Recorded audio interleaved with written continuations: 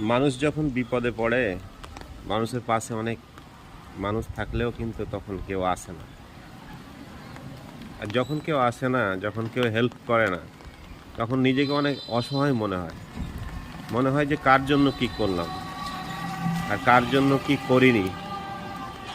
হয়তোবা লাইফে অনেক ভুল ছিল, আর এই ভুলের কারণে হয়তোবা কাউকে পাশে পাচ্ছি না। কেন জানি এমন হয় মানুষের লাইফে, তা জানি না ভাই। কিন্তু জীবনের উপর দিয়ে যখন অনেক ঝড় বয়ে যায়, তখন মানুষের জীবনে অনেক আফসোস থাকে। আফসোস, হতাশা, এই জিনিসটা থাকে।